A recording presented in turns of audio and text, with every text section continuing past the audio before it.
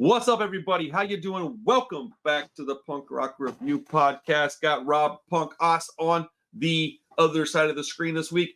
Man, I'm telling you, dude, I've been doing a lot of these podcasts, and I'm having a blast, dude. I'm supposed to be having Brian from Death Before Dishonor on this week, in addition to you. So, man, I'm telling you, but I love the ones that we come up with. We come up with a lot of really good topics. This week, if you guys can't tell, we're talking NOFX. We're going to be talking about the top 5 NOFX albums. This is the list. If you don't agree with my list, you are wrong. I'm sorry. I can't do nothing about that. But you can complain in the comments if you'd like. And honestly, I kind of think you should. You should tell me how stupid I am and how terrible I am at punk rock and how much my opinion doesn't matter, because I need your help getting me into the algorithm. Anyways, this is a video that I've been like legit looking forward to all freaking week, bro. I have too. I've tried creating this video on my own so many times, and it just hasn't never really come together for me. So this is it. When you see this on my channel, this is the NOFX ranking video. Congrats. Merry Christmas. Let's go. Okay, so check this out. So we're going to do it this way, guys. We're going to have Rob tell me his 5. This is going to be an extensive conversation. We'll probably be here an hour and a half, right? But to keep it organized, he's going to give us his 5. Why, top songs, all that stuff. And then I'll do my top 5. I'll refrain from talking about mine while he's talking about his, but I do want to tell you how I came up with my top 5 list. Okay, so first off, I went through every NOFX full-length album, including The Decline. I listened to as much of it as I had time to listen to, almost all of it. Then I took and I wrote down the albums that I thought I was going to put on this list, that I was going to whittle down. So I had like 8 of them. And then from there, I went and I listened to them again. And I started crossing them off. Then I came up with an actual comprehensive 5 albums that I believe belong on this list. Then I listened to it again, and I liked each song on my Spotify that I actually enjoy. Then I went back, listened to it a last time, and I took off songs and I added a couple. Then I went and I wrote down how many songs did I like off that album. And to make this easier on me and harder on everybody else that's going to argue about it, I just took the percentage, and that's how I made my list. So this is an actual list of my top 5 albums. Wow, it's like mathematical. Like, this is scientific. I like math, so this was fun to me. I'm a math dork, and like my wife got all, ooh, I like that you're doing that like this. She's like, want me to make some what you call it, graphs and charts? I was like, I don't have time, but I would. But yeah, so I actually have like my top 5 based solely on the songs I like, and like I wouldn't have put it in this order. If you just asked me, I'd have had it in a slightly different order. So I thought this was pretty cool. Anyways. Yeah, no, and for context, my list is almost done the exact opposite. My list is the top of the head one. But I will say, in the contrast between you and I'm probably more of a NOFX guy than you are. So I think it probably works. I think I have NOFX higher on my like higher order of bands than I think you would. It's they're a weird band for me because I have their patch on like most of my jackets and stuff. Mm-hmm. They're a band that I will always love and want to go see. I've seen them a bunch of times, but when I start naming my top 10, they don't even sniff it. It's weird, bro, because I also think that they're like an all-time great band. Yeah. So they're one of the weird ones for me. I don't really know what that all means. I don't mean any disrespect by it. NOFX is one of my favorite bands. They've always been one of my favorite bands. I've seen them a bunch of times. I kind of put them on the same level as Rancid as far as like importance, for different reasons, but on the same level. So yeah, I don't mean to upset anybody by this list. This is just the right list. So if you don't agree with it, I can't do nothing about that. Well, there's only one punk rock review list. Like that's the list. That is the list. It is what it is, right? We can't. So I have no. It's out of my hands. I did it. It's mathematical. It's proven that this is right. Science, bro, and math. It's awesome. Science nerds. Wait, science nerd. There we go. Anyways, let's get this party started, bro. All right, let's talk do it. some NOFX. So actually, I would like to concede that I think you're right though. I think that they're more of your, because I don't think they have an album that has no skips. They don't have one. Mm-hmm. They got pretty close though, and I can't wait to talk about it. But yeah, dude, not a single record had no skips. I couldn't believe it. Even The Decline, I skipped the whole record. I was like, nah, bro. No, I'm just... Yeah, and I think too, and then I'll people love that EP. It's because I think I'm more of a Fat Records guy too, and that is Yes. the difference. Because we're both big Rancid NoFX, like NoFX like 1A to Rancid on my hierarchy of like punk bands, but I feel like you are more into the Rancid universe. I'm more into the NoFX universe, and we have this podcast sort of meld the two. So that's what makes it sweet, though, man. Yeah, and I think we're gonna get a pretty good swath, maybe of, and it's gonna be anticipation because I'm not gonna know what your list is until. Oh, I cannot wait to talk about mine. So yeah, go for it, bro. And take your time too. I'm in no hurry. All right. So let's just start off by hitting up a little bit of new NoFX to start the list. When I say new, it's within the last, at this point, 11 years, and that'll be with Self-Entitled. I was wondering what your definition of new NoFX was. pretty much anything after like 2009, anything with a 2010, I consider like new. That's just in general in life. But I will have 2012 or 2013. I can't remember which year. Self-Entitled. I think this is a very underrated record that has a lot of songs that in the years since have really been a part of the live set. Okay. You have songs like 72 Hookers, which I believe is played at nearly every set they do. They have a song like Sellout, which is amazing, classic Fat Mike bass style. I Believe in Goddess, which is great. And then you have one that I've been listening to a lot lately. It's I've Got One Jealous Again, which obviously is a sequel to We've Got Two Jealous Agains from War on Errorism. That's when he's celebrating his love with his wife at the time, Aaron, and all the punk rock that they bonded over. This is the decoupling of Aaron and Fat Mike. And, she gets this, he just goes through classic records. That's basically the song. She got Minor Threat, I got Let's Go. Like he just goes on and on. She got The House, but I got to keep my slip vinyl collection. It's great. It's just a really, really solid album of NoFX song, kind of like baseline NoFX they did late in their career. And again, 12 years ago, I don't know if it's necessarily late in their career, but it's like, to me, the last time before they stopped making like real NoFX albums and make what they make now, which I think are kind of hybrids between Cokie the Clown albums and a NoFX album. To me, this is the last like true NoFX release if you have those parameters. I'm not discounting those other albums. None of those other albums are on my list, but I will shout them out. I really like First Ditch Effort. I think it's a really good album, especially the last two songs, the tribute to Tony Sly, which kind of rejoinder to our other episode, and then the song he did with his daughter and Tony Sly's daughter, Generation Z. I also really, really, as an honorable mention, liked Single Album, as I've told a lot of you guys. I just don't listen to it that often because it's a good depressing album that came out at a really depressing time. And I don't know about you, but I think most of society doesn't really want to go back to that time from just like a year and a half ago. And I kind of put this NoFX album in that, where I just kind of don't want to relive that. It's a dark album. It's definitely a Cokie the Clown album, but in a good way. But yeah, I've got Self-Entitled on it. I would say, again, 72 Hookers is the headliner. It's the first song on there. And it is really the song that's kind of in that sweet spot of NoFX politics and humor, but not taking stuff too seriously. They do that well. Which they can, they can hit that lane, I think, a lot better than others. So that's what I got for number 5. Now, I will say, let me say this real quick. I do not have White Trash on my top 5. This was the battle between this and White Trash. And for whatever reason, Self-Entitled won out. I mean, this is the comprehensive list. It is what it is, dude. We already established we can't do anything about that. It is what it is. Mm-hmm. I would like to be very open and honest about this. I don't think I could even tell you a song title off that record. It didn't even come close to coming on anything. That sounded weird, but like it didn't even like I've heard it like 2 or 3 times, and I guess I just don't care about it. I did write down 72 Hookers to Sell Out because I want to add some songs off of records that you really enjoyed to my punk rock review playlist on Spotify. So I'm going to go through that record and pick a few out as well. And I will be adding a lot of songs to the playlist based on this video. So if you're interested in that playlist, it'll be public and you can go check it out. And right now it's at like 80 songs or something like that. So it's going to continue to grow. Anyways, I'm not that familiar with that record. I will say the other album in this vein that almost made the cut, and it was, I think the one previously was Coaster, which is very, very good. And some days, if you ask me, Coaster is the best one. Of all of them, it's got My Orphan Year, which is a really good, really sad song.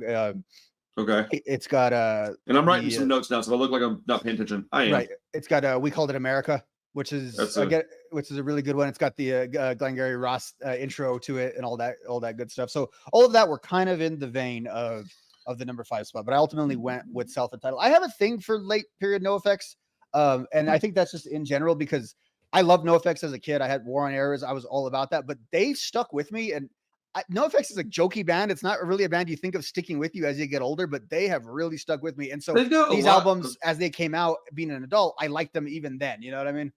They've got a lot of serious material though. Like for a bunch of idiots that joke around all day, they've got a lot of. I mean, they like dude, look at what Fat Mike. He went on Howard Stern and promoted the Rock Against Bush, whatever it's called, the anti-Bush thing. Punk voter, yeah. Yeah, so I mean, like they have a serious side to them as well. And I'm like that with Rancid albums. I like later to Rancid stuff. You know what I'm saying? It's stuff that I enjoy that people tend to go, yeah, but I want their old classics. And that's cool too, obviously. But their new stuff's great. Anyways, let's continue. Well, and then the thing on that, and that'll lead into this is I think too, some of the stuff with the older stuff is you get to see that stuff on like YouTube more often because they play it in later sets, which are filmed in high quality HD or on camera phones. So you kind of just get used to those songs a little bit. But going on to number 4 is the theme of my background here. And this one was a bit of a controversial one, I think, but I have Wolves in Wolves Clothing. It's a controversial one?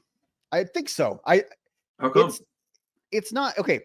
When you talk to NOFX people, they really like the record.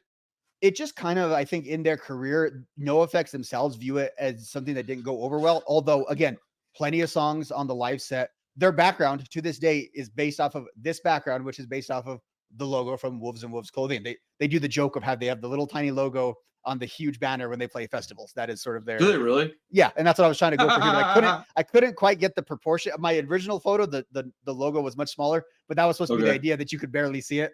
And then that's they hilarious. Like, we're a real serious good band, and they we have a banner just like everyone else. So sometimes they start the show with just that NOFX logo and nothing else. That's funny. Wait, guys, eat your heart out, Metallica, and they drop it's just a yellow sheet. That's they awesome. Do that. Dude, I love Wolves and Wolves Clothing. Now, your Skips comment, I think, really applies to Wolves and Wolves Clothing because I was debating. I was like, I'm an Aerism kid. That's like my prime of all things, really, in all of life and all that. And I had it on our 2003 album list, and I do like that album a lot. And sometimes I think, well, I probably like that one quite a bit more than Wolves and Wolves Clothing. I think Wolves and Wolves Clothing has a collection of better songs. It's just a little bit long. It's 46 minutes, which is pretty long for a NOFX record. 46 minutes? What? Mm-hmm. And it just it has filler. Is it really 46 minutes? Let me look it up here. Bro, I thought that was like a half-hour record or something. Yeah, 46:17. It clocks in at. How many songs does it have? Well, it's listing this unlisted track at 11 minutes, so maybe that's inaccurate. It might only be 36 minutes. I don't know. That would. Regardless, there's 18 songs, and unless you're doing like Let's Go or Out Come the Wolves, I think that's a little too many songs for a punk rock record, even if the songs are only 2 minutes or a minute long. So I think this is a case where they could have trimmed this just a little bit. But look, I love the fact that you have the same intro song title as you do with the outro. And we always talk about the construction of albums, but this one, they literally did, but they're 2 parts of the same song, basically, with 60%. A motto that I live by my whole life. Just give 60%, not 100%. We just need 60% in life, and we'll be good. For anybody that's a UFC fan out there, people don't like less than 100%, man. I remember when Kamaru Usman said, and this is just me at 30%, and everybody thought that he meant he was given 30% effort. And what he actually meant was that he was 30% healthy. People are so dumb, bro. Like, I couldn't believe they got mad at him for that and said, he's not giving effort. I'm like, no, dude, he meant like he's injured. Like, all right, people. Anyways, okay, that's an interesting pick, but I'm not surprised seeing that it's Yeah, and so it's funny because like I read some academic literature and some stuff on this, not on this album, but on the punk voter movement. And they talked about how, once that died out, like NOFX just went back to making their regular type of albums. And I'm like, not really. This is very much like I disagree with that too. Political album. It just doesn't have the veneer of like Bush with the clown face on it, but it's called Wolves in Wolves Clothing for a reason. All the songs are political. But what I like about it is it's more timeless than War on Aerism because like it's post 2004 election. So the point of War on Aerism and Punk Voter and all that is like, yeah, we're going to vote Bush out, this and that. We're doing this. This is the movement. This album comes out after it didn't happen. Right. So it's kind of the hangover of it. And there's references that, does anyone really expect to win a race already? Like all those really blatant references. And then when I go down it, there's just some really good songs out here. I love. Yeah. What are some of your favorites? Yeah. USA Hole. I was going to do it. I was going to literally list every song, but let me be a little more selective here because USA Holes is good. Double at the Triple Rock is a really, really good song. Great live song. Cool guitar part. it's one of those kind of hit songs that I'm a little numb to. At this point, it does tend to be one that I'll look I like over. that song. It's a really good song. Beat of a Different Drum, Man That I Killed and Benny Got Blowed Up are just like classic, funny NOFX song with serious Man That I overtones. Killed is awesome. Mm-hmm. And I just love the whole narrative structure. It's not even really like a song either. It's like him and a guitar, I think, or maybe him and the bass kind of played acoustically or very lo-fi. Yeah, which I think is very, very cool. And then Benny Got Blowed Up, which I assume is also like a protest song. It's about him not dying in Iraq, like all this stupid shit he did at home. But I think the crown jewel on this one, for this section of the album, is Leaving Jesus Land. For those of us who live in rural America or small town America, when I heard this song and still hear it, it's a little. I don't subscribe to this as much anymore. Now, for the most part, I just think, people struggle and people are living their lives and whatever. So this kind of comes off as a little like coastal elitism, I think. At the same time, I still think it's kind of funny. And I think the things they say in the song are funny. And then like when the part where he's going to recruit all the people and excluding country, all the musicians, people with substance abuse issues, emo kids, like they're going to bring them all into our big tent here of like alternative, which I thought was really cool. And then the back half of the record, I'll be honest, it kind of falls apart a little bit. Cool. Okay. And the Usual Punishment is kind of cool, but it's, I like the song You Will Lose Faith, though. I thought that one was really good. Nice, like straight up serious. It's about all the events that are happening. Yeah, your daughter was online, blew your mechanic. Yeah. It's got all those. And then, of course, the one that I think you would like is Doornails, which is just a tribute to all the dead punk rockers that he knows. He said this fixes for Bradley. We talked about Derek Plord last week, the Atari's Lagwagon Jumper. These two shots are for Derek. That song is hard for me to listen to, though. I can see that. Being like an addict and like not wanting to do that, hearing all these guys that have died, and a lot of them have died from drugs and things, it's just hard for me to listen to. I do like the song, but if somebody was to ask me, hey man, Rob's going to talk about Wolves and Wolves Clothing, what song do you think he's going to pick as one of the tops? I would have said Leaving Jesus Land. Yeah. And like I said, I don't even like the way it quite reads anymore. Like I don't even quite have that opinion necessarily like I said, the opinions, I think politically, but not necessarily in presenting it that way. Like I don't think I would quite present things that way. But as we get older, we change that way. We don't present things the same way anymore. Like look at this dude with that Richmond, North of Richmond song. Yeah. As a 41-year-old, I appreciate that song a lot more, being in the workforce for 25 years and being an entrepreneur even. I think the delivery is a little suspect at times, but I like what he's saying for the most part, and I just look at it from a different perspective than a 23-year-old hyper liberal would. You know what I'm saying? And I don't think either of us is wrong necessarily. I think the guy's getting a lot of unnecessary flack, and I also think that people take it and use it as an anthem that maybe shouldn't even. But like, I think that we look at things a little different as we get older. Is all I really meant by that. And I'm going to cover that song at some point in this channel because Billy Bragg did a response, and I thought it was just really cringe and gross. So. And I like Billy Bragg, so I was pretty pissed off whenever I heard it. But so Billy Bragg, that's funny. He contributes to other serious political punk rock. I don't think he would ever contribute to like NOFX. yeah. I don't remember. Oh yeah, it came up because you're saying you don't present that way necessarily, and I agree. My point was that as we get older, we change, and people that are young simply refuse to believe that. But they'll see. I refused to believe it when I was 21 years old as well, and I was like, "There's no way I'm ever going to be like that." I'm 41 and I'm a lot more like that than I would have ever expected to be. So we change. We can't help it. We change. Yeah. Time. Funny thing. All right. Now these top three, the number one for me is Undisputed. Like that was one where I just wrote it down. Like, okay, that's number one. Okay. These top three, I did the same with mine, and it even worked out that it was my number one. I was pretty stoked. Good. I was pretty happy. Good. That really speaks to your off the top of the head. So I really just think mid-90s NOFX is kind of untouchable from the way they could just put together songs. Like they were just so like all these other eras of NOFX. I think there's just a little bit of fat on them at different spots, but basically from Punk and Drublick right up into Pump Up the Volume, I think they are just so solid. So I have as number 3, and at times this is number 1 for a lot of people. I have So Long and Thanks for All the Shoes at number 3. I absolutely love this record. I mean, the way you start out with It's My Job to Keep Punk Rock Elite. Like, I think that is just such a perfect way to be a sort of progenitor to all the stuff that Fat Mike would be accused of actually doing later on. He would kind of do the things in the song, but the way he presents it, the lyrics, the covers of this song are amazing.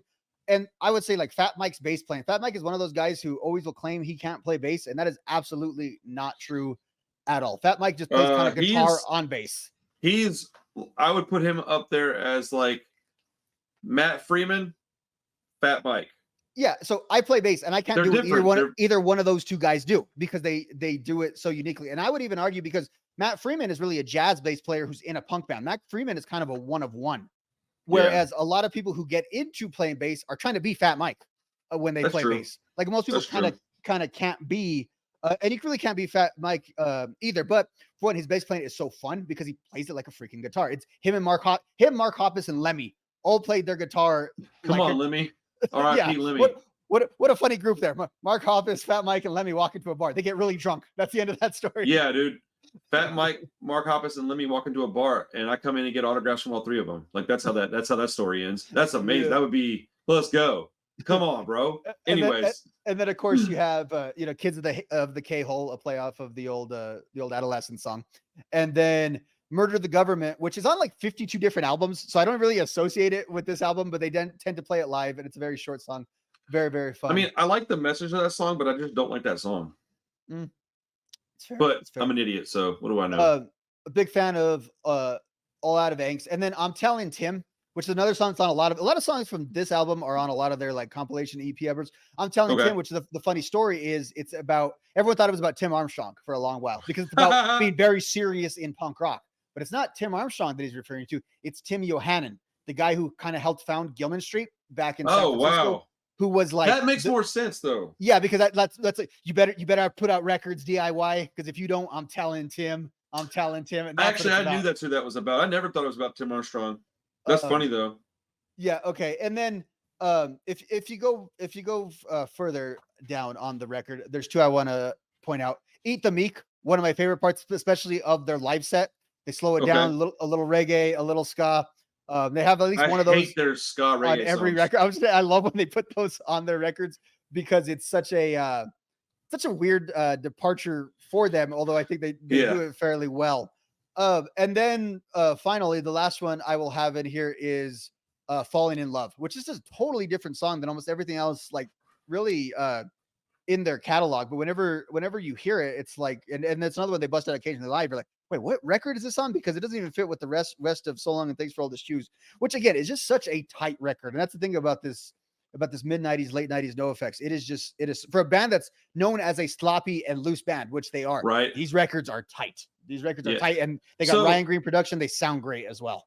I'm not going to mention like the records I'm talking about yet, but dude, I'm telling you, I listened to their albums in my office right here, and I have a pretty expensive setup. I spent a lot of time saving money to get the parts and components that I wanted. I've got 4 bookshelf speakers and a 10-inch subwoofer. I've got a separate receiver with the level changing. Like a mixer. Yes, basically. Yeah. And a separate component for everything. I'm telling you that so that you can understand when I tell you that I listened to this loud, that it sounded good. Okay. Bro, everything that I heard, even the stuff I didn't like by them, I was wholly impressed at a high volume on a good stereo. How good these dudes are at what they do. Like, I don't give a shit what anybody says, dude. This band is top tier when it comes to performing, when it comes to production. The mix are almost perfect every time. Like, even back, I listened to some of their really, really old stuff just to kind of make sure I wasn't missing anything. I went back as far as like S&M Airlines and was like, let me go back and listen to these early albums and make sure I'm not missing something that I forgot. And bro, dude, they're so freaking good at their instruments. I don't know how they thought they weren't at any point. I guess because they've been around forever, dude. So they had years of practice before they got big. Mike always says they're the most improved punk band of all time. And there may be something to that. Because if you think about it, it's not wrong. They originated in 83. You know what I mean? Their longest line is terrible. And they don't really release like stuff till the late 80s, early 90s. You know what I mean? Like real stuff that's like significant. So they did. So I think they internalized that as we are bad musicians because they were freaking teenagers. Yeah. You know what I mean? We all were teenagers. And as they went, now Fat Mike always says no one taught him how to play bass. So that is why he literally plays it backwards and upside down, as Jay Bentley knows. Like, so, you know, the punk rock thing is to do the downstrokes. Well, Fat Mike's thing is upstrokes, and not only upstrokes, but he'll do the alternate picking, but he'll start on the upstroke, which is just a weird, like, I try to do it. It just, your brain can't. And he says he did it because he learned how to play bass by watching old punk rockers and old Paul McCartney stuff through like a mirror. And that's the way it kind of looked. And so he just thought, that's okay, amazing. That's how you do. And he didn't really know. He says he didn't know the distinction between bass and guitar, which explains why he plays chords and why he plays bass that way. But if you read like Hepatitis Bathtub, everyone says like, well, we knew this guy was okay at his instrument, but he was really good at writing songs. So we wanted to sort of hitch our way. They kind of knew, and he always had a business sense. Dude, that book is amazing. I need to reread it. It's been a while. Yeah, I've got it. I've got it on audio, which is great because they all narrate it. All 4 of them narrate it. And no. That's how I meant. Yeah, they bring in Tommy Chong to do some parts. They bring in Jello to do some stuff. It's pretty awesome. And real quick before I get to the top 2, let's shout out these musicians and just kind of give their profiles real quick. We talked about Fat Mike. You also have, I think Smelly is the heart and soul musically of the band. Like sort of the NOFX sound, the Fat sound is really just Smelly's drum kit, if you think about it. And that's what guides everything. When you think about NOFX, you think of that skate punk drum style and you just think of Smelly. I'm not going to say you're wrong because I don't think that you're necessarily wrong. But man, I don't think any of them is the heart and soul of them. They all, when I think of NOFX, I simultaneously think, damn, great bass playing. Oh crap, really fast drums, really tight drums. Oh dang, this freaking guitars are crazy. Oh, the backup vocals are nuts on their albums. Oh man, his vocals are really great. Oh, the lyrical content. Like as a package deal, which is why I'm so pissed off that they put these stupid, silly songs in their albums, because because if they didn't do that, they could literally be maybe my favorite band of all time. You know, they're as good as anybody else. No, they really are. I do think though with Smelly, like the other 2 guitarists could be replaced in theory. I think Smelly is like a non-negotiable member of the band. Really? In that way, yeah. You think they could replace Hefe, huh? I think they like if you could find someone to physically do it. You know what I mean? Like it wouldn't be the same.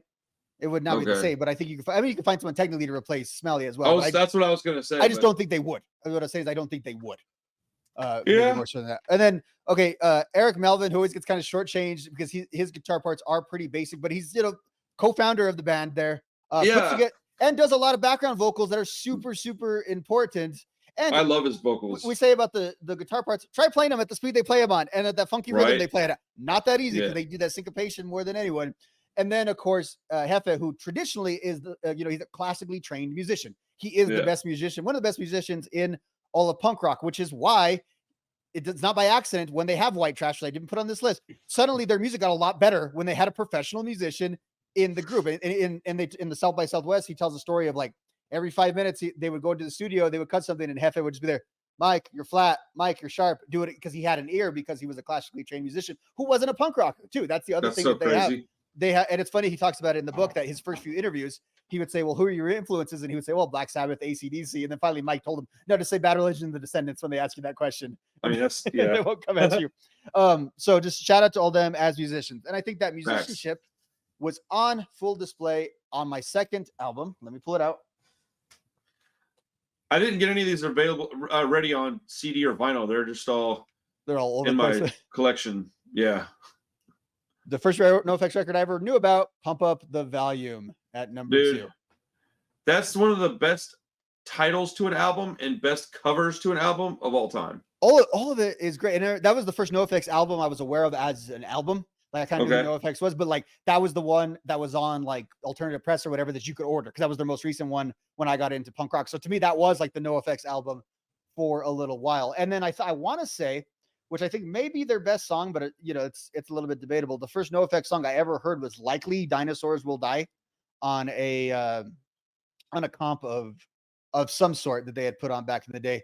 And I just think that still might be one of their absolute best songs. The fourth song is not the opener. I think of it as the opener because I love when they open with it, because I just think that intro is so cool to do, and then the references they make in the song. Never mind the fact that NOFX and Fat Mike may have become the dinosaurs they were talking about dying in the current day, but like that's the joke of it all, though. Yeah, and they're talking about that era of the late 90s when like Rod Stewart and Ted Nugent, those guys were on VH1 all the time.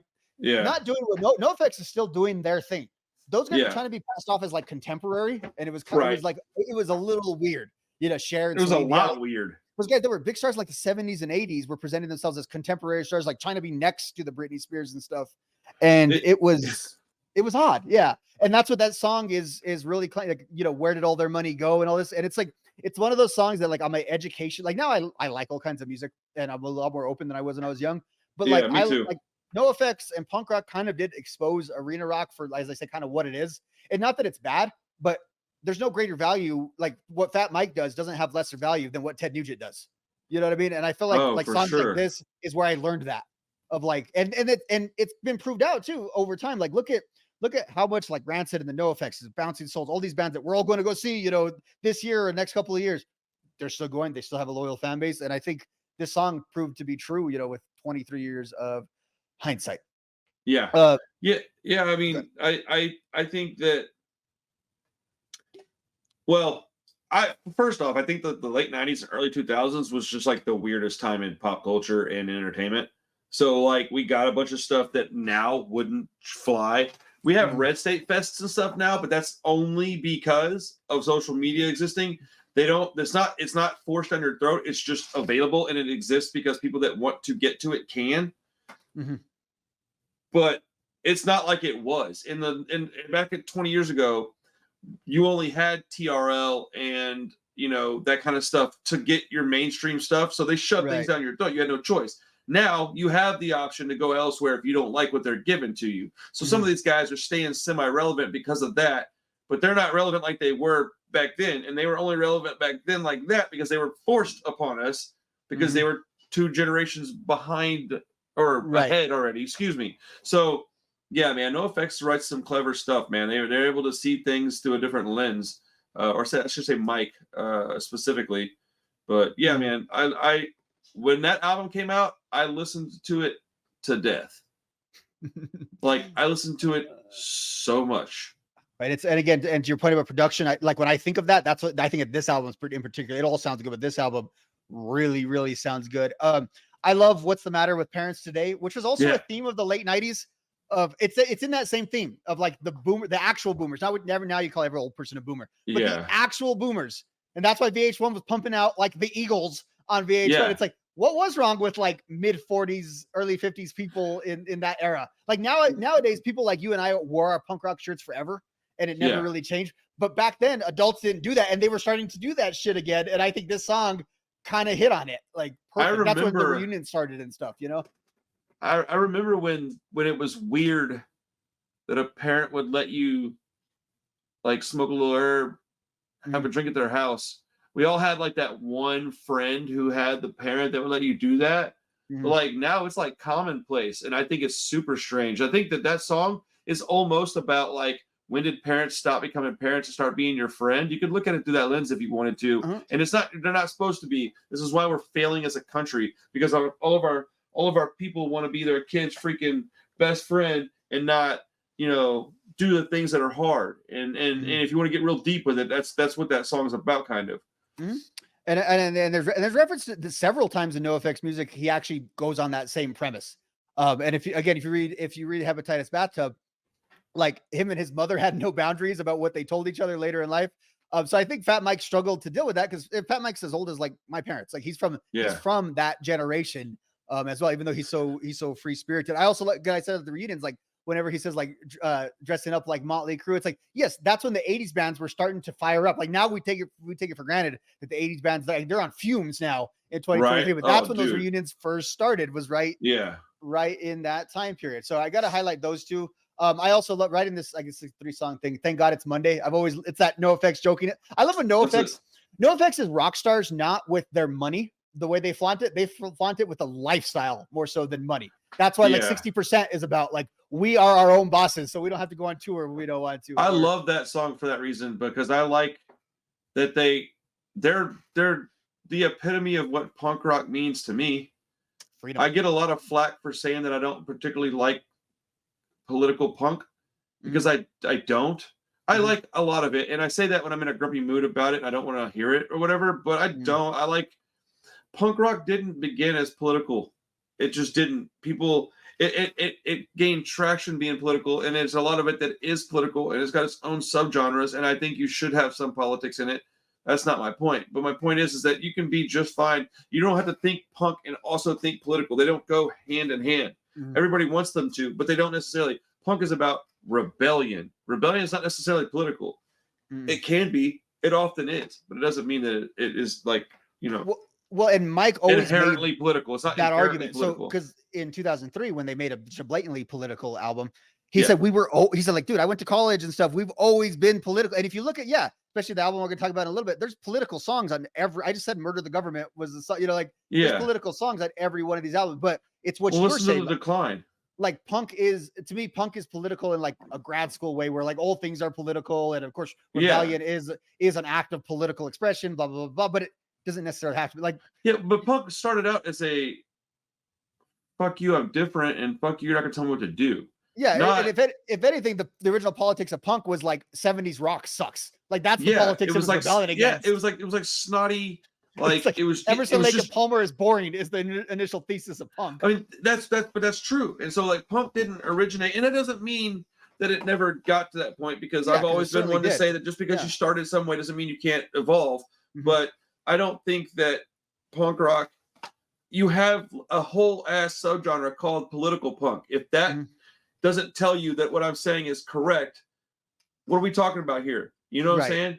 Because punk rock, like The Unseen as an example, I tend to lean into their more rah-rah, hang out, and for lack of a better term, drink beer songs, like hang out with the boys type songs, right? Yeah. More so than the political ones. I like all of them, but I lean heavier into those because oftentimes when I go to art, I go to it for an escape.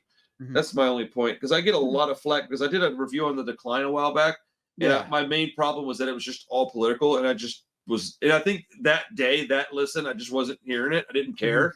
And so I said as much, and people just got so pissed off, bro. Yeah, you're not a punk rocker, this and that. I'm like, well, first off, if I let you tell me I was a punk rocker, then no, I would not be a punk rocker. You are correct.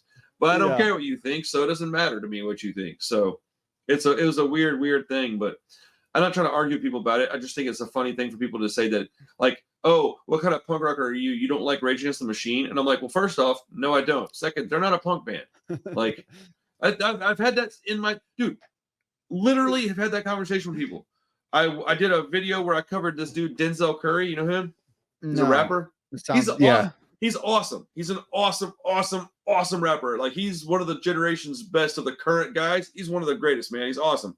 But he did a cover of, like, I think Bulls on Parade, and I was requested to do it by a Patreon member. What am I gonna do? Tell him no? So I did it. I was like, yeah, I got you, bro. And so I did it. And my point was that, oh man, he performed the song really well, but I'm not really into that political stuff that much. And some guy was like, how can you call yourself a punk rocker if you're not into politics? And I'm like, I just do. Like, I don't know. What do you mean? Like, I mean, there's nothing more punk rock than being like, I'm going to do what I want, right? Like, isn't that kind of the heart and soul of it all? Like, and then it was so strange. And he's like, so what? You don't? And I said, I don't like Rage Against the Machine. Is how it kind of got him really mad. And he was like, how can you not like Rage Against the Machine? And I said, I don't like new metal. And he was like, what? Nah, they're not new metal. And I was like, that was the counter they'll say. They always say they're not new metal. Well, explain that, please. Anyways, just because you influence, don't be ashamed. Yeah, I love Rage's music. I can't stand. It's just the new metal thing. It's just the new metal thing that I have a problem with Rage. Well, I defend my new metal brethren with Rage. Well, Che Guevara is not somebody that I think we should look up to. Like, and they're like super into that guy. Like, look, dude. I'm not going to get into this conversation right now. Let's move on. Right. I don't have the energy. I'm talking about stuff I love and stuff that's fun. Let's not talk about Rage Against the Machine. Let me hit 3 other ones on Public Value before I get to the main event here. All right, so Bottles to the Ground, just a classic NOFX on that. Pretty great song. I kind of hate it though, because it sticks in your freaking head all. If you hear it in the morning, bro, one more round and it's all day. Yeah. And when you're listening to it too, you're like, well, it's over, right? No, there's another one. No, they're gonna do it one more time. I like the intro to that song. I like the glass hitting the yeah. It's with all that clink, clink, clink, clink, clink, clink. When I first heard it, I was like, dude, this right here sounds cool. And then it started going, and I was like, oh yeah. Have you ever watched the Backstage Passport series? Either one? Oh yeah. Yeah. It's been a long time though. I think part 2 is up like in full. I think on their YouTube channel. It's a nice HD, like it's up there. And there's a scene where they're at the airport. And they're always meeting people at the airport, and some guy on a ukulele is just doing he does the whole Bottles to the Ground. I remember, and it's like and the band is just there like so fascinated with him doing it. That's awesome. It's a really, really cool moment. And then A little bit of a different song by them. Marijuana, I think, is a pretty cool song. Actually, last time I saw them live, they performed it, and it was like it was different because it didn't really fit the vibe of a NoFX show, honestly, because the song just kind of took it in a different direction. But it was a cool moment. The crowd really didn't get it, but I thought it was kind of cool. And then the last one is you talk about like drinking music. So at the end of the night on a Saturday night over here, you may or may not hear theme from a NoFX album played like 4 times in a row in this house, and just making jokes at this and especially now, like when I heard it as a kid, I kind of didn't get it because I wasn't over 30 and not looking so pretty and be blessed by the good life provided by Punk. Like, you know what I mean? And he talks about, Smelly, his dad's a plumber. It's so good. I love that song. Resonated with me at a young age because I was pretty working class, blue collar, and I already knew because it's like 18, I was already out on my own, been out on my own for a year, and like that song was something that while I didn't 100% relate to it, I definitely loved it. I understood where I was headed in life with that song. Well, it's funny because like I look at these albums now, like so I pulled out single albums, and I feel like NoFX is aging with me because they're that's how immature they are, that they've just caught up in age to them. But at the same time, like there's a little bit of dad rock in some of these other albums because they were in like their early 30s back then, right? When we take the air, and I think Bottles to the Ground is kind of that classic. It's just, again, I talked to you about before, like my Saturday afternoon punk. When I get over sometimes I'll listen to some sad songs on the porch, but then when it's kind of time to party, like theme from a NoFX album is always kind of front and center. They usually end their albums fairly well, but they start their albums like their albums almost always start off with a fantastic track. I don't know why I was saying it like that. I meant to say it backwards to that. Yeah. I meant to say it. Good grief, dude! I meant to say it reversed. I'm messing up my words tonight. I'm sorry. You're also talking about Forward in Reverse, which here you are falling in reverse. Let's go. Come on. Okay. And then I gotta say though, this is what's funny about NoFX. NoFX is definitely in the Epitaph ecosystem, as we talk about. All these 90s albums came out on Epitaph. Like I just did did Pump Up the Valley come on Epitaph, or was that a Fat? Let me look. I've got it on my screen. I think that's Fat. It's Epitaph. No, it's Epitaph. So War and Arism was technically their Fat debut. So 20 years into their career, they're finally on their own. How label. Crazy is that? But what's funny about that is they only have one album that's produced by Brett. Like we have all these things we always credit to Brett, especially with Rancid as being like the 5th member of Rancid. They couldn't work together. Brett was too much of a taskmaster for Mike on that for the first time they worked together. So then they hooked up with Ryan Green, who we talked about a little bit on the No Use for a Name episode. So, dude, like he and Brett don't mix well, in my personal opinion. I don't see them as and I think they're kind of the same guy too in different ways. Like they are the Control guys and they are those guys. Whereas I think the Rancid guys are much more like partners with Brett. Yeah. And there's been rumors of some, like they all get along, but there's a little bit of tension over him starting up Fat and that kind of thing. So oh really? Yeah, that's, and I don't like they always deny it and dismiss it, but it's one of those things that you always just kind of like wonder about because it does get brought up. Man, I wish I'm sorry. No, and I think it's Mike who brings it up because he said that like Brett got a little peed with him when he first did it, and he's like, I'm just doing what you did. Like I wasn't signing Epitaph bands. You weren't signing No Use for a Name and Lagwagon and Papa Gandhi. I was. He didn't put out NoFX records, until he was done. He was done with them. So, and again, they're very much in the Epitaph family. It's just funny that they're the most Epitaph Fat band. NoFX is the Epitaph Fat band because their biggest records are on Epitaph, but they created Fat, like they are Fat. So right. It's just kind of a contrast. It's a weird little world full of coincidences and connections. I really enjoy it. I love the freaking 90s, dude. I'm so glad to be a 90s kid, man. Like I wouldn't. Sometimes I feel like I might have been better off in like the 50s with the singer-songwriter rockabilly stuff, but like and I like the Americana, the look, the cars, and all that stuff. But man, I'm a 90s kid through and through, bro. I wish you were able to have gotten on the live stream with me 2 days ago, man. I saw the thumbnail. I was like, damn it. Oh, dude, we listened to the entire thing. And then I went on after that and did like some the Gadgets and somebody else too. But anyways, let's move on to your number one. I'm excited to hear what this is. I really don't know what it is. Okay, so number one album, my non-negotiable, to me, one of the best punk rock albums of all time, without a doubt, is the album that I usually wear the shirt of, but I thought that was too on the nose today. So it is Punk in Drublic from 1994. Bro, I thought it was going to be something else for a minute. What? Why would you think that? I don't know, man, but I really did, and I was surprised. I was okay. I'm happy to hear it because, yeah. So Punk in Drublic. I mean, what else? Because it is the Outcome the Wolves of the NoFX universe. you know, to me, it is that album that I think most people probably have as number one. So it's a little bit of a cliche, but because it's that good, it is. Yeah. When you talk about skate punk, I don't know. Like, there's going to be a Propaganda fan or something who says like maybe their album is better, and I can buy that because no, Fat Mike will say the Fat sound was just the Propaganda sound that the Propaganda mixed with Bad Religion is basically what NOFX tried to do. But they weren't as good of musicians as either one of those guys. This is amazing. So they again, and so shout out to White Trash because that's kind of like their Let's Go in my opinion. And I don't even have it on my list, but it's right in it's a year before they had Hefe in. But to me, there's just some songs on White Trash that are I can take them or leave them. There's almost nothing with like one or two exceptions on Punk or Drublic that I don't just absolutely adore. First of all, let's talk about again the sound. White Trash isn't on mine either. I'll just put that out there right now. Okay, and where did my pen go? It deserves plenty of talk, but it's funny. It's not making it on either one of our lists. But I'm like, where'd my pen go? It's in my stupid right there. folder. Anyway, sorry. To me, what was most different about this album is I think Hefe is now completely ingrained in the band. So they do some other things. They start messing a lot more with the voices and that kind of stuff. And it really, really works when they do it. Like all the jokey stuff on this album, absolutely, for the most part, still lands to me in a lot of ways. So if I just go down the track list, obviously, which again, if I'm on a desert island and I have like 5 punk songs I can take with me, I'm taking Linoleum with me. Bar none, I think one of the best punk songs of all time. I love everything about it. I love every cover that almost every band does of it because I think the song itself is so good. I like NOFX's cover of it in Linoleum. I think that's kind of funky and kind of funny when they tried to retire the song, even though that didn't quite stick. It's another one. Yeah. You hear the song on piano, it's good. You hear the song acoustically, it's good. And then lyrically, I've always just kind of dug this sort of kind of the Descendants vibe of like the down and out kind of guy. And it's like, but yeah, I exist. I'm here. Like that's me. You know, all the stuff we don't want to talk about, all the stuff that again, to say NOFX wasn't political, they kind of always were. It just was a little more couched. The cause.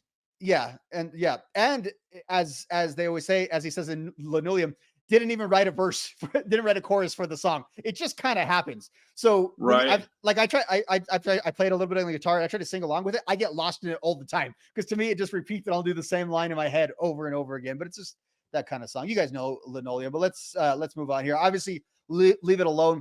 Good song. Again, I'm kind of a little numb to because I've heard it so often, but again, great song, cool video, all that good stuff. The Cause. I really like Don't Call Me White. I really like My Heart Is Yearning is really the first Hefe showcase. You like Don't Call Me White, huh? Yeah. I've always loved that song. Well, again, one of the first NOFX songs I had heard was Don't Call Me White. My band back in the day didn't realize what the lyrics were really about. Used to cover The Bruise, and I've always loved, and I still play it on my bass all the time because it's super, super simple song. Wait. To play. You said the lyrics were about? What's the lyrics about? Am I missing something here? Yeah, I didn't realize it was just like we didn't realize what like waffle making kicking through. We didn't realize that like it was about him like just hey, we're Jewish punk rockers and we're Jewish and it's cool. I'm Jewish and like the whole Jewish aspect of it. I just did not get that reference. Okay, I was like, huh? Nothing really controversial. I just didn't really understand. When he says screwing shiksa, what he they speak in Yiddish and what he means. Right. We just thought it was a cool line that our band was doing when we were 15 awesome. in my friend's garage. So shout out to The Bruise. Again, I'm kind of naming all the songs, but let me filter down here. Dying Degree, which I really like. Okay. Song number 12, and I wouldn't say it's underrated because everyone knows it. Many people have tattoos. I love Lori Myers as a song. I love that song. It's not only the lyrics are amazing and kind of eye-opening, and again, a window into what NOFX lyrically would become a little later on. That's in there, but also musically. That's like you talk about those weird rhythms and Fat Mike on his bass, and then the female singer that they bring in when they do it live, and they bring on the singer from the Bomb Pops to do that part. I always think that comes across really, really well. And then some other things on the back end of the album. Of course, I really love Punk Guy. I love when Hefed with his his Hispanic Southern accent that he throws. Hell, he's even more punk than me. He should have been on the cover of Punk and Disorderly. Like I love them.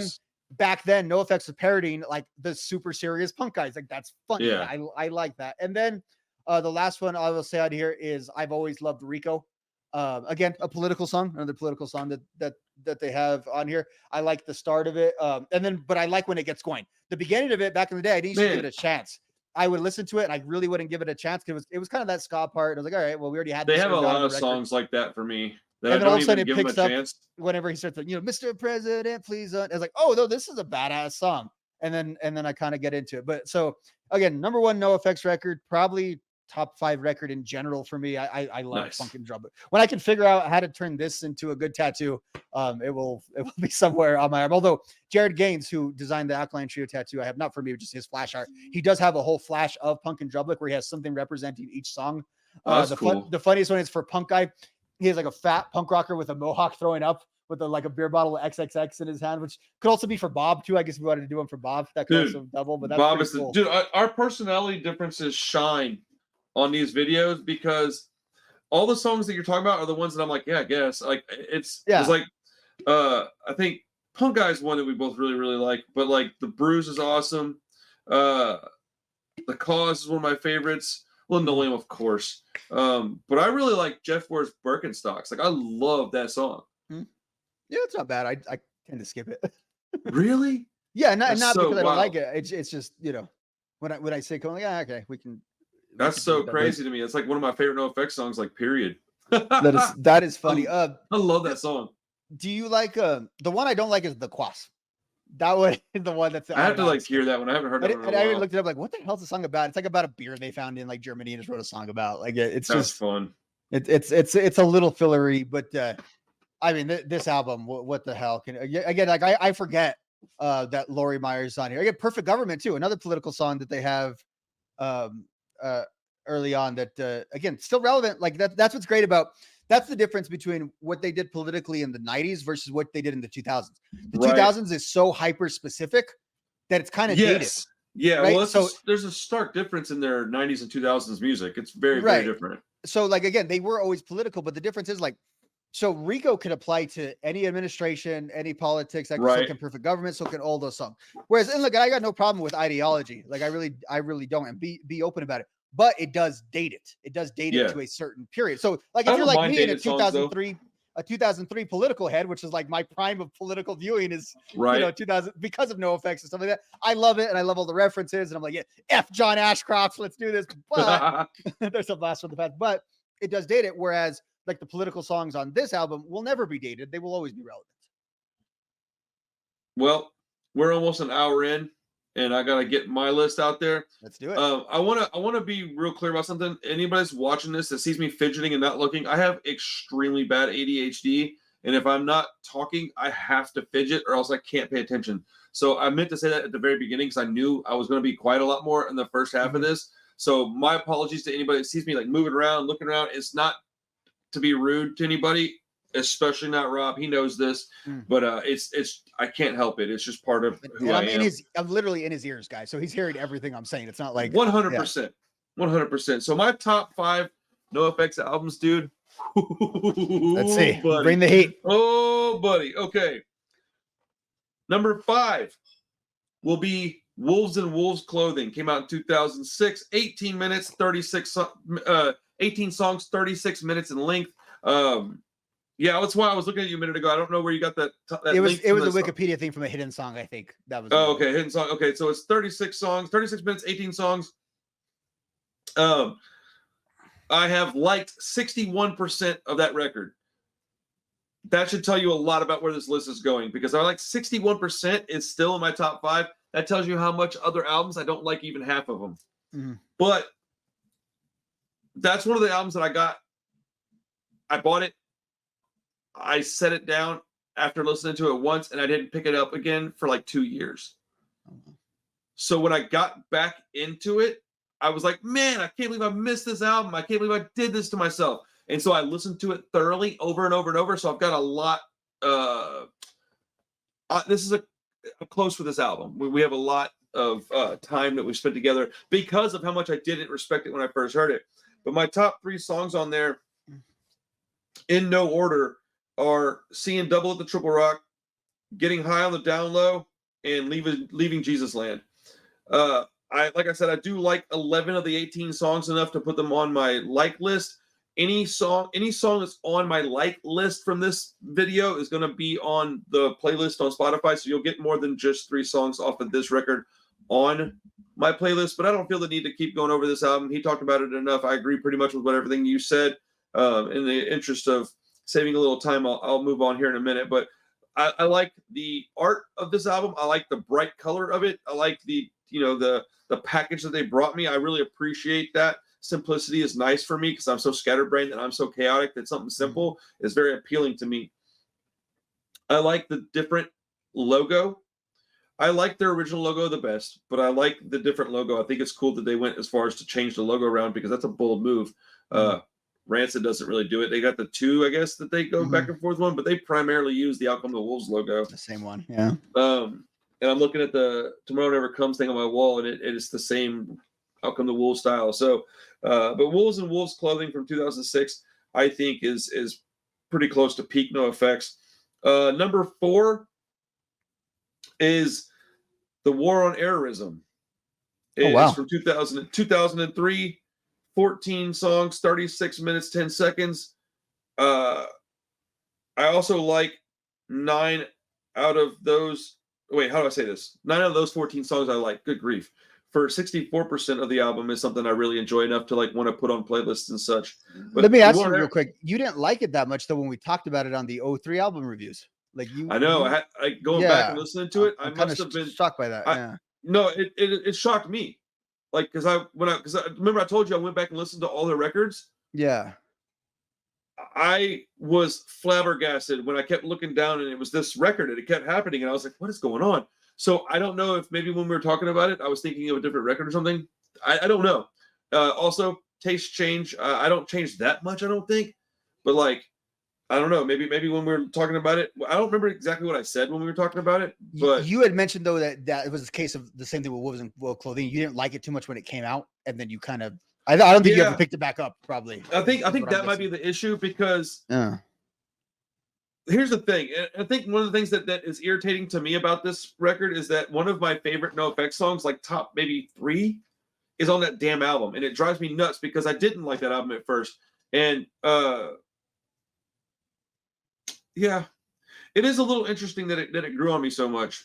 I don't know, man. I'm okay with changing. I'm okay with being wrong. I'm okay with making mistakes. So I'll throw it up like that. Maybe I just made a mistake. Maybe I was just it's a great record. Of arguing.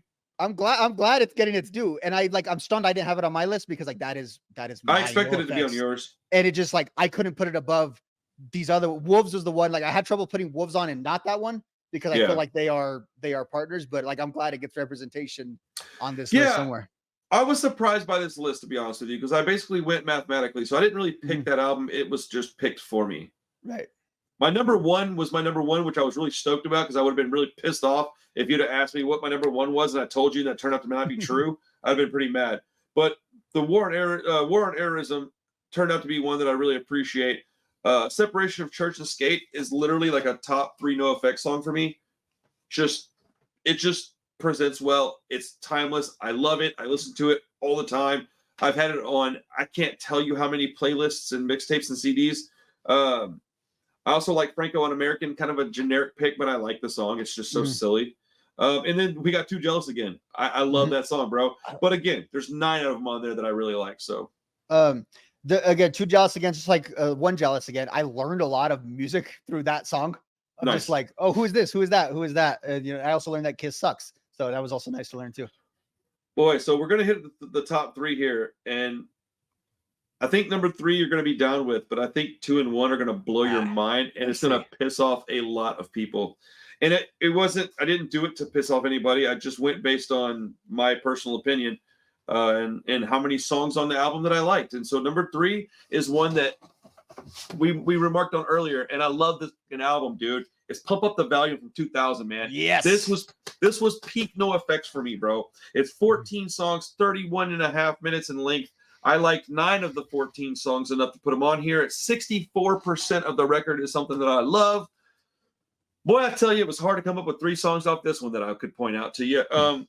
Because all the ones that I like on this are songs that I like love. So this record, while it's number 3 and not number 1, is one that if you would have asked me the other day, hey, what's your top 3 records? I would have said it number 2 because I thought it would have been number 2. My actual number 2 wouldn't have even been on my list.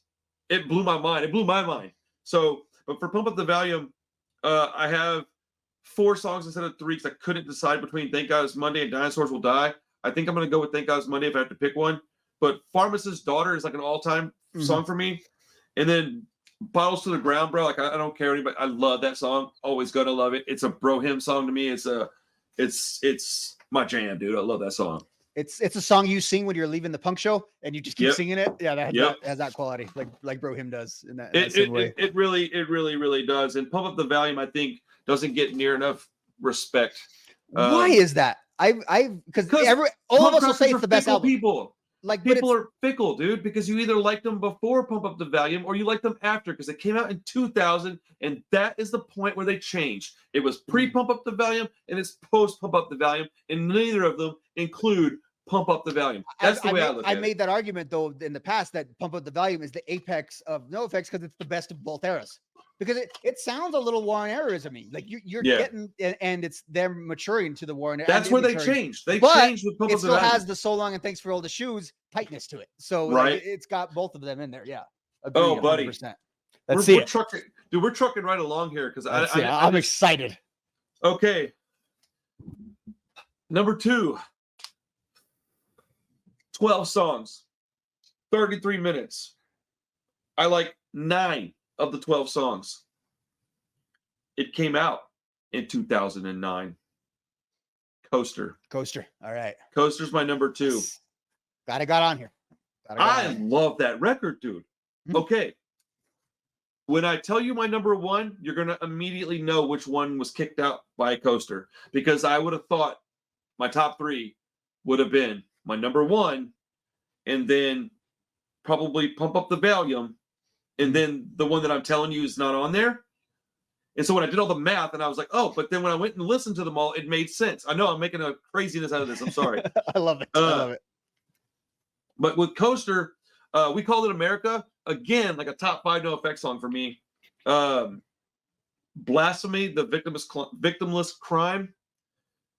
I'm kind of a religious guy. So the fact that I like NOFX at all is weird, right? But I'm okay with questioning things. I like Alkaline Trio that much too.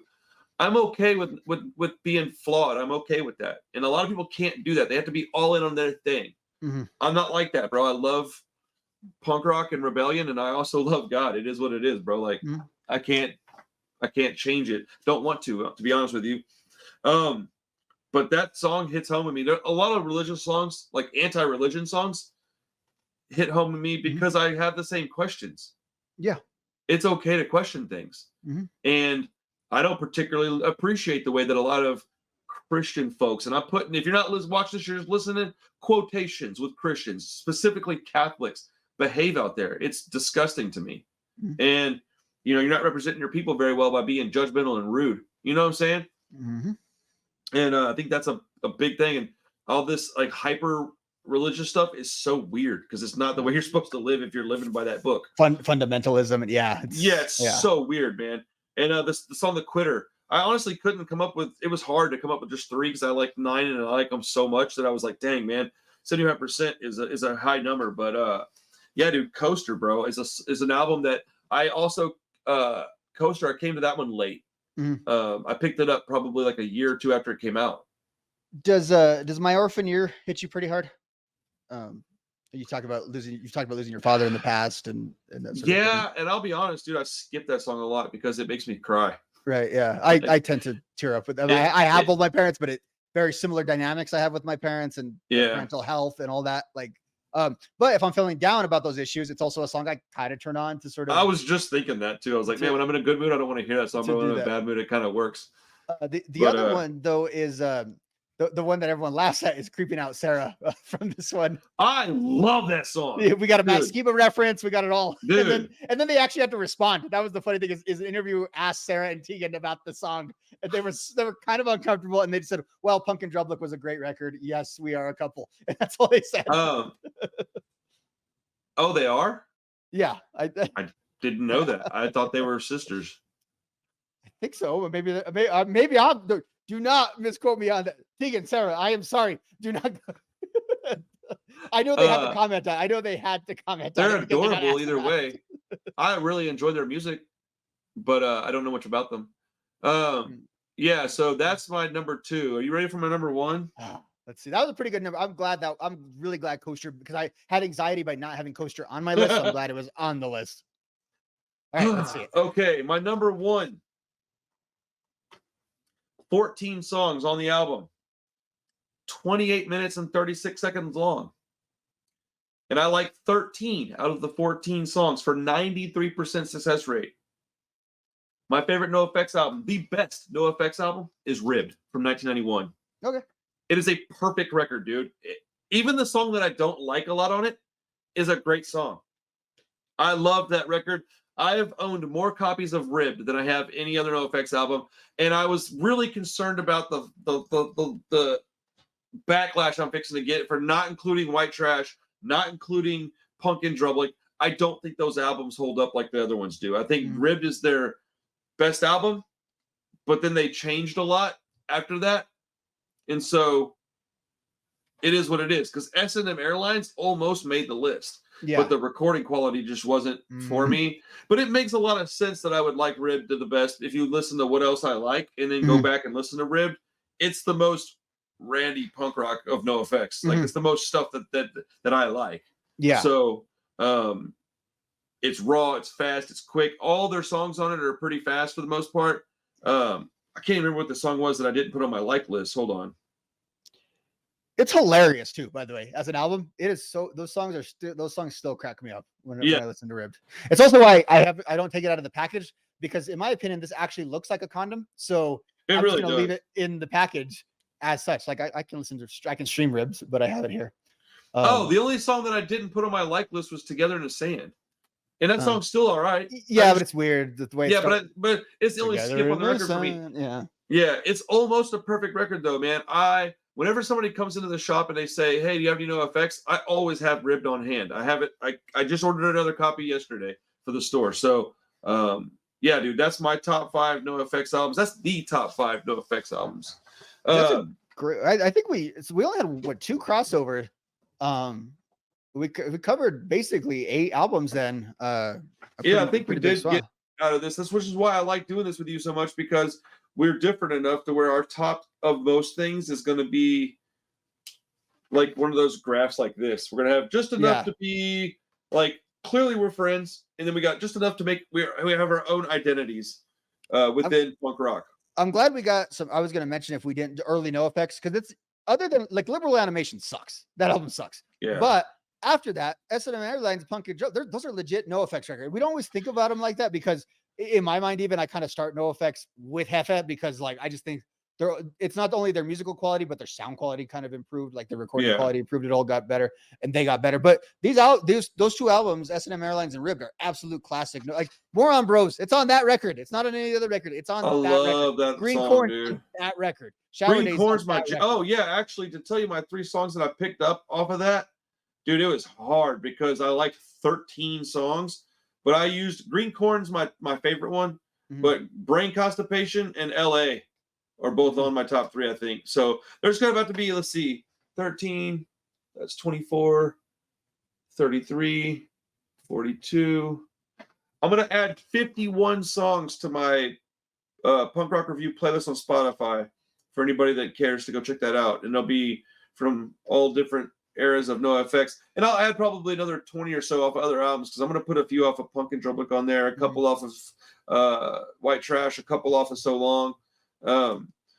I was talking with people, and I was hearing White Trash as like a top 2 or 3, maybe top 1 even from some people. Punk and Drublick's the one I expect everybody to say. Yeah. It's a default pick, kind of. Yeah. Yeah, I wasn't surprised that it was your pick, and I wouldn't have been surprised if it wasn't. Because it is one of those albums that, while it's the generic choice, it also is generic for a reason. Yeah, sometimes the Godfather is the best movie because it's the best movie, not just because it's the pick. Yes. Man, I don't like that movie at all, bro. I know, dude. I get so much flack for that. We're not friends no more. Yeah, I know, right? My buddies love The Godfather, and I just don't. But the point stands is, if you select that as your favorite movie, I think it's a legitimate pick. Other than you don't know it, it's not because like it's the one you've heard of. Right. Because Yeah. like I got to Punk in Drublic, I think later. Like I totally heard all the 2000, like the early 2000 stuff, and then Did you like really? I think I probably went to like I definitely owned White Trash first, and Pump Up the Volume, and so it just took me a minute to get to Punk in Drublic. But then once I got it, it just kind of kept growing and growing and growing for me. So whenever so the first NoFX record I ever heard was I Heard They Suck Live, which led me to Punk in Drublic because I loved Linoleum so much. And then I got White Trash, and then I bought So Long and Thanks for All the Shoes, and I hated that album because I hated the cover art. And I know that's stupid, but like cover art is important to me because I am You're an art guy, visual person. Visual. I'm an artist myself, so like anything that's like, if I'm spending my time and money on it, I want it to appeal to me on different levels, and I needed to have good cover art, and that was like the laziest, worst cover art that I've seen from them. Yeah, back then I just didn't like it, but you know, my copy, a friend burned it to me, but he put it in the Decline case. So I thought the cover of the Decline was So Long and Thanks for the Shoes for like 5 years. So how much crap are we going to get for not including the Decline on any of our lists? Probably a lot. You think so? I don't dislike the Decline at all. To me, it's a song, it's not an album. And it's an album, dude. It's an EP with no breaks. Let's be honest, dude. Yeah, but here's the thing too, though. Like all of these, like I didn't do any research for this because my life is doing research for this list. I feel like in general, like I listen to a lot of NoFX anyway, so I didn't specifically do it. But like the Decline is always a skip, not because it's a bad song, because when I listen to Decline, I want to be like sitting on my couch and just kind of listening to it. I can't really vibe to it the same kind of way that I can to, literally any of their other songs. If you want to compare NoFX to Rancid again, like we always do, I look at the Decline kind of like I look at Life Won't Wait.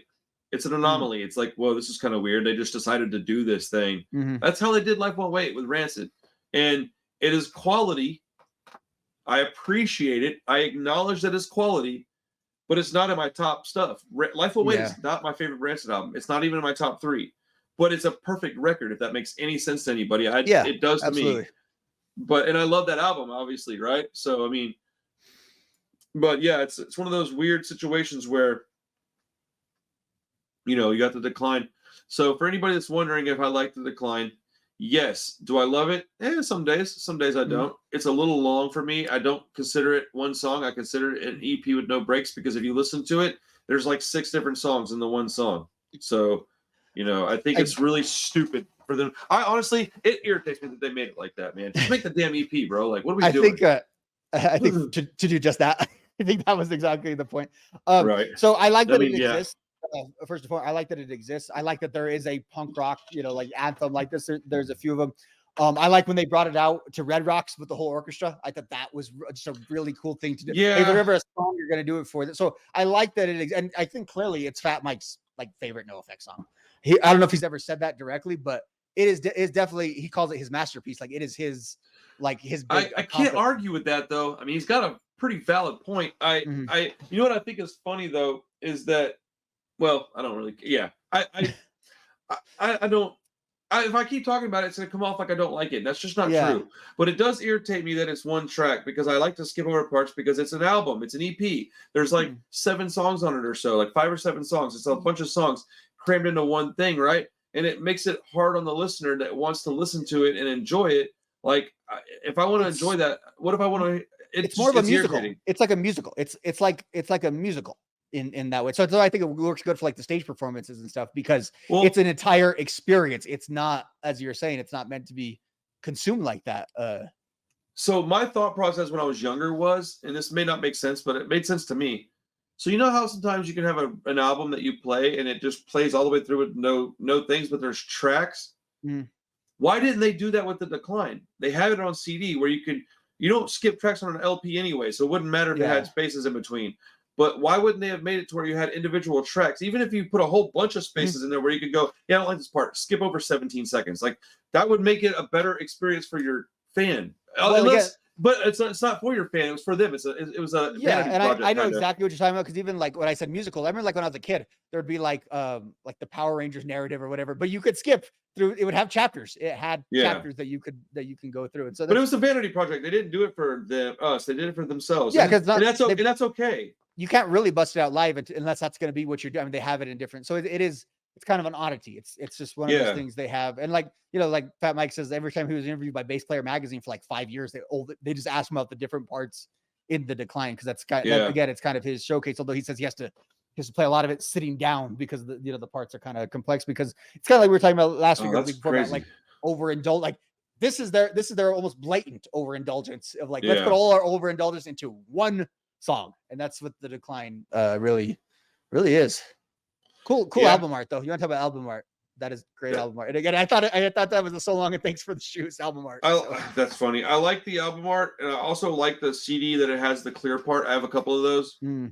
I like interesting stuff like that, but the decline deserves a little bit of tip of the cap because like it's a mention. Yeah, it's not really even if it was more than one song, it would still only be an EP, so I can't really call it an album, I guess. But I also understand why it gets its own slot on the farewell tour, like as an album. I also understand. I agree with everything you said, and I can also understand why it can get its own slot, and it gives them a chance to play it possibly for the last time. Was there any ones that were definitively low on your list? Like that album sucks. I have like at least 2, I think, that I have. Let me go back and look at them again. Yes, let me just pull them up. I want to hear yours though. What do you? So I said Liberal Animation. That's not fair because they were very young, but just like when you look at it, like you look at Rancid Self-Titled, and we've talked all about that, but like it's still like a very valuable record. Where it's like if you're a NOFX fan, you never listen to Liberal Animation, I think you're good. Yeah. But the one actually, and it surprises me where this is coming. It's Heavy Petting Zoo. Heavy Petting Zoo sucks. There's some good song. I think whatever DD Wants is a good song. Like that's a decent song. But how the hell that was the follow up to Punk and Drublick is pretty amazing. Filthy Phil Philanthropist is a good song. Yeah, and that makes it onto comps. Bleeding Heart Disease. Yeah, dude. August 8th is my favorite song on that record, though. That song's so good.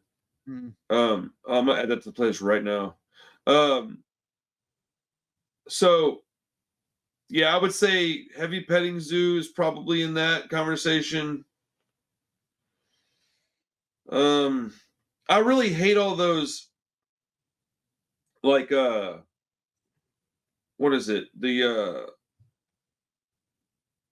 doggone, I can't think of it. The 45 or 46 songs. I love that album. I love that album. That was early NOFX me just driving around listening to that album all the time. Like I will go back and I will re-listen to those. I will reserve my opinion for that till later because I haven't heard them in a very, very long time. No, I don't have it on vinyl. But I will say that, yeah, dude, Heavy Petting Zoo is probably like the one. But I also do So Long and Thanks for All the Shoes. I don't really. I think it's like I don't want to like it, but there's some quality tracks on it. That's probably our biggest disagreement. Is probably that album as far as placement. Anything from the past 8 years, I don't care about at all. Like I've tried and I just don't care about them. There's a couple of songs that are good. Like I got excited for Single Album when it came out and I listened to it and then I just didn't like it. And I was like, all right. So I need to go back and listen to it again, I guess. But I can see that. Did you flavor Double Album for this? Did I what? Did you check that Double Album, right? For the most recent album? That album's terrible. Yeah, that one it's towards the bottom. It's again, there's a couple of songs. I've said it before. It just feels like scraps though. A lot of it is. A lot of that was from Home Street Home. A lot of that was from other places. I think that could have been a B-sides and C-sides album. There's the song he wrote for Blink-182 should have just been sung by Blink, honestly, because it sounds like a Blink song and it kind of sounds like the song Punk Rock Cliché. He wrote that for Blink. He said that to Matt. Hey, wait, really? Yeah. And then what song? Punk Rock Cliché. But listen to it. It not only does it sound like Blink, it sounds like modern Blink. Like it is like I absolutely believe him that he wrote that song for Blink. Darby Crashing Your Party's okay, and like I don't even think anything's terrible on that album. It just as an album, it doesn't have a good water level to it. I think that's more of how I feel about it, is that it's not terrible, but I'm so used to them putting out exceptional music that if another band dropped that record under a different name, I'd be like, oh, that's pretty good. I might even buy it. But since it's NOFX, I'm like, bro, what are we doing? It's just like Rancid 2000, that same kind of thing where I'm like, if a different band had put this out, I might like it okay. But since it's Rancid, I have a higher expectation from them than that. And I spoke about it earlier, and I should mention because I do really like First Disc Effort a lot. And I think really what it is, though, to enjoy it, it is the soundtrack to Hepatitis Bathtub. Like they came out about the same time. So officially, I think the Cokie the Clown record, the one he made on his own, is the official soundtrack to Hepatitis Bathtub. But this is like the NOFX rendition of that. And it, like they're just kind of clearly, and in all these late albums, they're kind of clearly in that headspace. Or Mike is. Mike, I think that's why he's ending NOFX. Like he wants to do mess around a little bit with co-defendants. He wants to do Cokie the Clown. He wants to do all this other stuff. I think I believe him that he's kind of bored with NOFX. Like I actually kind of believe him because the last few albums sort of show him acting like a solo artist, basically. Well, when you're somebody like Fat Mike and you have a band like NOFX, you've already done the best you can do with that band, because between our 8 records, that's the best stuff you can do. You cannot, dude, I'm sorry, but they can't make an album that's better than Ribbed or Wolves and Wolves Clothing or Coaster. Like, not enough to keep going, not consistently. It might accidentally happen. Look at what Rancid just did. Clearly it can happen, but I feel like that is an anomaly. I feel like Rancid is just that fucking good, and there ain't nothing we can do about that. But they could have totally they could have shit the bed, and we would have been okay with it, because it would have been. And like, I was okay, concerned. yeah, they're like 60. Like would have been. Okay. And I was concerned they were gonna. Yeah. My concern was very real. So, you know, I give him a lot of props for dipping out, because why do I want to see? You know what though? They're the kind of band that I don't even want to hear their new crap on tour anyway. So why don't you just tour like once every 3 or 4 years and just tour with all your old stuff? You make millions of dollars, and it would be probably fun to do it as long as you didn't do it all the time. Well, and so the first video, the reason why anyone knows about me on the internet is because I made the NOFX's Calling It Quits video as a part of a Twitch stream where I like reviewed hip-hop and all kinds of other crap, and I just did like very casually. And I thought, you know what, that'll probably be like a clip set. Before I even knew about clip segments, I just like cut that out. Nice. Didn't mean to hit publish. Woke up and there was 3,000 views on the video, and I was like, "That's awesome!" Oh, I hit on like it was the demographics, time, like all that stuff. So whatever, cool. Everyone though in the mentions has to. They're not breaking out. Like I know that. They never said. They've said they'll play shows every now and then. They're just not going to be a band necessarily. Oh, that's they're not cool. going to tour. I didn't know that. And now they're saying we're not going to reunite. We're not going to be a parody rock band. And let's see, but like. They're also NOFX. They can do whatever the fuck they want, and they probably will. As Smiley says, we don't rehearse and then we schedule 2-year tours, or we put out albums and we don't tour on it. That's kind of how NOFX operates. So it would not shock me. Just like, okay, you have one of these festivals, and then, oh crap, the original NOFX lineup is getting back together. You want to sell out a festival like 5 years from now if they haven't played together? There you go. There's your hook to sell it out. Yeah, that's exactly how you would do it. And they'll do it without playing any hits or doing something funky. And I think. Maybe the sign should have been there when they literally tried to retire their most famous song. Like that kind of says it all of how song, Linoleum? With Linoleum. Yeah, where they literally made a cover of their own song where they were retiring their most popular song. Like I think that kind of says it all of like, yeah, they're done. They've had their fill. You watch these interviews with Fat Mike. He's and I'm going to be there in a few weeks. He loves like the punk rock museum. Like that is his kind of passion. Oh, you're going project. in a few weeks? I'm going in October. I'm so jealous, dude. I'm trying to schedule. When? October what? Like in the 1920, that time period. That's in like 2 months. Yeah, this coming October. I'll be spending one day seeing the 2 bands that we have on our shirts at a pop punk festival. But the day before, obviously, I'm going to hit up the pop in Vegas. There's a pop punk festival in Vegas. Mm-hmm. Is it sold out already? Yes, there's a wait list, but it is sold out. I got my tickets. I got my ticket last October.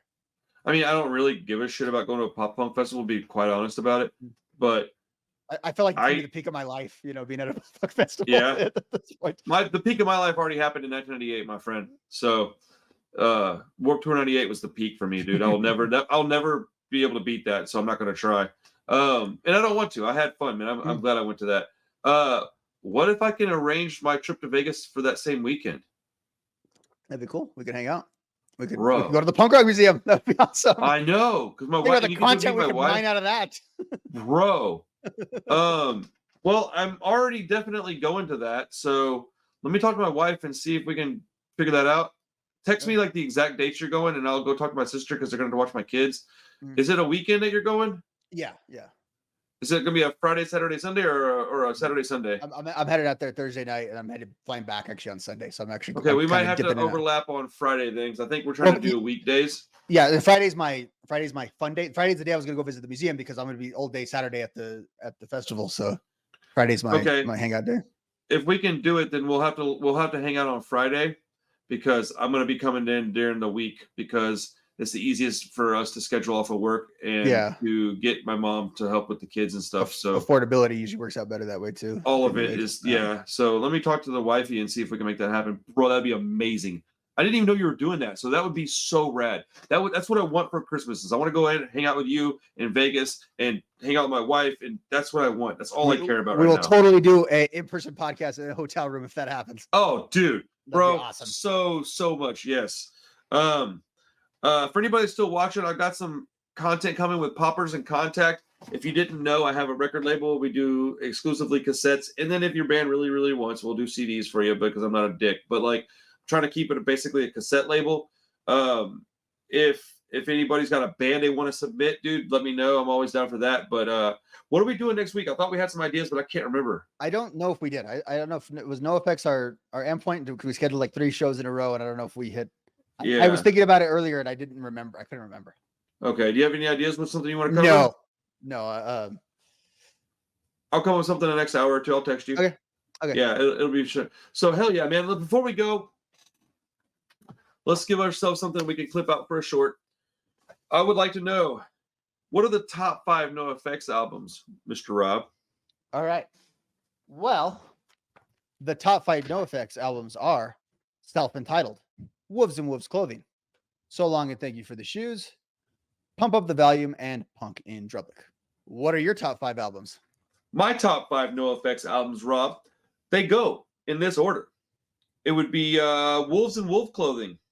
Then we got War on Errorism as number 4. Number 3 is Pump Up the Volume. Number 2 is Coaster, and the greatest NOFX album is, in fact, Ribbed. All right. Thank you so much for hanging out. Like and subscribe, all that jazz. That's our short. Awesome. That was fun. That's cool. Instant chemistry we had there. Look at that. Bro, I'm telling you. Heck yeah, dude. Well, I'll come up with a topic and shoot it your way. See if you are down for the cause or whatever. Is there any kind of bands that you think we should try to? Let's brainstorm for a second, man. What we got? Okay. What we got? Let me look around. What do I have? I'm trying because I want to keep it something that you know about, but I think maybe this is the time that we dip into something that's not so NOFX, Blink-182. Yeah, Did you see the performance of our last couple of videos though? No, I haven't looked at. Go look on my channel. Go look at the performance. They're doing well, man. Right. Our last one did very well. Good. Yeah. So, I just wanted to throw that out there too, so because I know this is a lot of work for us. We love it, but it is work. I think next week we talk about folk punk. Okay. You're gonna take the lead. You're gonna have to take the lead. I'll take the lead, and it'll be a shorter video. I'll do like maybe the 3 or 5 folk punk bands that you need to know. So send me ahead of time through text message what I need to check out, then to have a little bit of. I'll send you a whole bunch of stuff. Just listen to the little bits here and there, find out what you like, and then go with that. And here's the thing: is that to preface that, I'm not some authority on folk punk. I know a little more than you do. Yeah. I probably know quite a bit more, but I don't know, dude, there's going to be people that are like, no, you didn't forget about these guys. Bring it, dude. Let me know. I want to know the stuff. If you got a suggestion, let me know. As a matter of fact, tonight, what I'll do is I'll make a TikTok and I'll make a post on IG and YouTube that this is what our next episode is going to be about. Throw me some suggestions because I already know about Pat the Bunny, Wingnut Dishwashers Union, and Mischief Brew. So it'll probably be a lot of those guys because you don't know those guys. I'm going to introduce Rob to the folk punk stuff. So I know you know Days and Days, so I will give them the tip of the cap and the respect they deserve because I think that they're the premier gateway folk punk band. But there are a lot of great bands out there. There's a lot of you musicians that I'm talking to one called Matt Pless. I'm talking to him next week. I'm trying to get this other dude. What is his name? He's really, really cool. He even has what I assume to be a very real patch on his eye. And so, golly, dude, I'm trying to remember this fella's name. I feel really, really bad right now. Give me a second. I'll remember it. It's Mark Cobb. So shout out to Mark Cobb. I'm going to have him on the show. So I'm getting deeper and deeper into this subgenre of punk. I've always liked it. But when I thought folk punk, I thought like Against Me. Mm-hmm. So there's bands like that are considered folk punk to me. Mm-hmm. So Against Me, American Steel, those are folk punk bands to me. So I will probably touch on those a little bit. But we're going to do a not so comprehensive guide to folk punk and what you should and should not be listening to in that subgenre. Like an intro to folk punk, I think is how we would frame it. That's what we'll call it. Yeah. A intro to folk punk, brought to you by your mom. Bro, I can't be serious very much. I tried it. It's boring. I don't like it. Yeah, don't do it. Bro, hell yeah, October might happen, bro. I think we have some plans in October, but I think mine are like the 12th. And it's just a show I have to go to, but I have to go to it. I'm taking some people from work, and it's Death Before Dishonor and Liberty and Justice. Oh, I signed Bullshit Detector to 31 Records for an exclusive tape. Can't freaking wait, bro. Right on. Man, and even if it doesn't, we're going to put hella cool tapes. So, come by and grab a tape.